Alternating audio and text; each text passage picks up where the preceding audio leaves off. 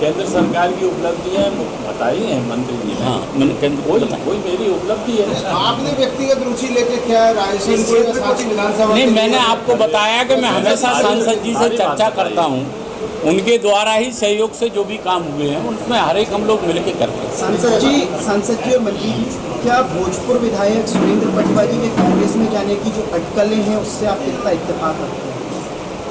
ऐसी कोई बात नहीं। आपके पीछे का जो बैनर है वो देखिए ध्यान से, ऐसा लग रहा है कि भाजपा ने उन्हें किनारा करना मैं जलाध्यक्ष के नाते बात आपको रख शुरू- मैं सांसद जी नहीं, छोटा सा वो सवाल- मेरा ही है, वो मेरा प्रेस नहीं मेरा। हाँ, नहीं, आपने वो बिल्कुल सही कहा।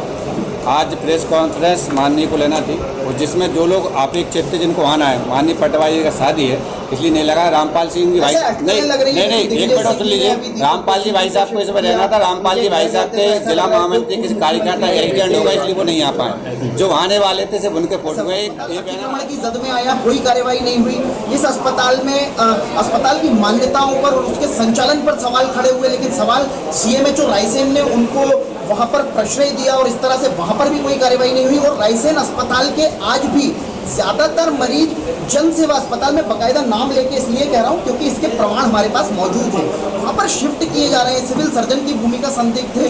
निश्चित रूप से एक सवालिया निशान है आपके विभाग पर और पूरे प्रबंधन पर।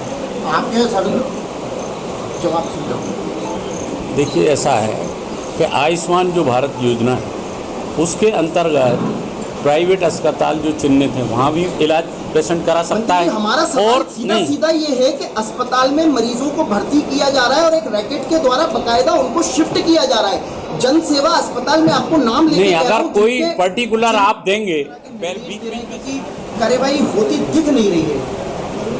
अवैध परिवहन, अवैध उत्खनन की बात करें तो सांची विधानसभा में कई क्षेत्र हैं, पत्थर खदानें हैं जो लगातार चल रही हैं, आपके संज्ञान में होगी।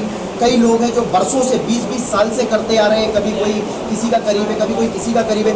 माफियाओं की अगर बात करें तो एक बड़ा सवाल यहाँ खड़ा होता है कि आपके सरकारी अस्पताल में, चूंकि आपके विभाग से जुड़ा हुआ मामला है, अस्पताल में मरीज भर्ती हो रहे हैं और एक रैकेट बकायदा काम कर रहा है जो मरीजों को प्राइवेट अस्पतालों में शिफ्ट कर रहा है और वहाँ पर वो प्राइवेट अस्पताल आयुष्मान कार्ड योजना के तहत उसका भी लाभ ले रहे हैं और वापस उन मरीजों को अस्पताल में शिफ्ट किया जा रहा है। आप कहें तो डॉक्यूमेंट्री, जब आप कहें हम पूरे डॉक्यूमेंट के साथ आपको देते हैं, तो इस तरह की खबरें भी पहले आई हैं। रायसेन के अस्पताल का मामला है।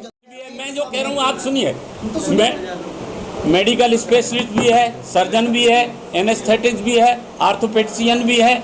ये सारे के सारे डॉक्टर पहले का उठा कर देख लें और आप अभी 3 साल का उठा कर देख लें कि कितना ऐसा है। अभी अगर आप कभी अस्पताल में गए होंगे, पहले भी आप जाते रहे होंगे, लोगों का वास्ता तो पड़ता है क्योंकि सुविधाएं कई बार नहीं जाते हैं। तो इतनी सुविधाएं बढ़ी हैं, ठीक है। अगर कोई कमी आप बता रहे हो पॉइंट है तो उनको भी हम लोग ठीक करेंगे, लेकिन इतना अच्छा काम समाचार पत्रों के माध्यम से तो हम लोग बताते ही हैं, व्यक्तिगत बताना उचित समझा। हमने कई बार जांच भी हमारे संज्ञान में आई, मैंने कई बार जांच भी कराई, प्रदेश लेवल से भी हमने अधिकारियों को जांच कराई। सांसद जी